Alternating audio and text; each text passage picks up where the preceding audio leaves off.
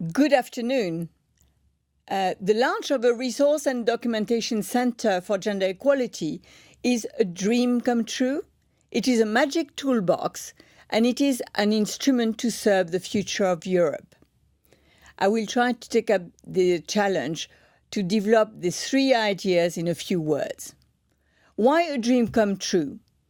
When I took over the Equal Opportunities Unit 20 years ago, I found on my desk a report which had been made by Quinfo, the Danish center, which is now a partner, and the Dutch center, which was not called Atria at the time. The report was a plea for the building up of a European Resource and Documentation Center. The objective of that center did not make unanimity at the time. Some were viewing it primarily as a place for academic research, like the Radcliffe Center in Harvard. And at the other end of the spectrum, some were arguing for resource centers where women could receive advice and training on enterprise creation and network with other women. And a range of other views stood in between the two.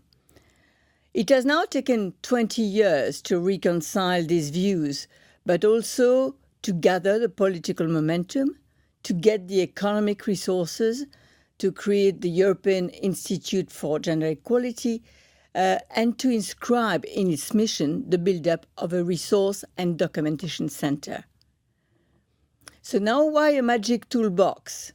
One cannot deny that the concept of gender mainstreaming, which was introduced on the political agenda by the European Union in Beijing, had the spillover effect of generating a wide interest of academia and confusion in mainstream policymaking circles.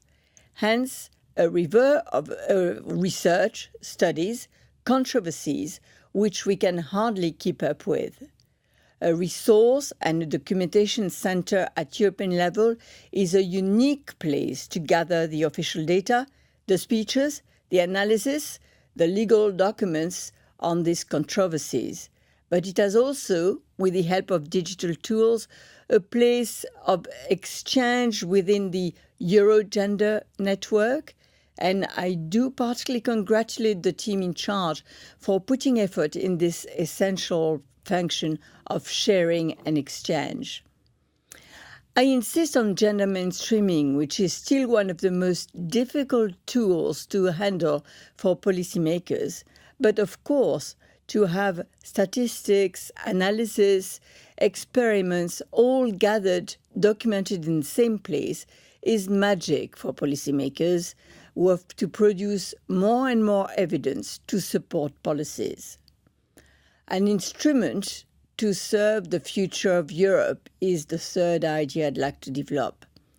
Europe is today the continent with the most advanced equality policies, but we're also a fragile political and economic construction which lacks a public sphere and is just discovering the fundamental nature of the caring economy.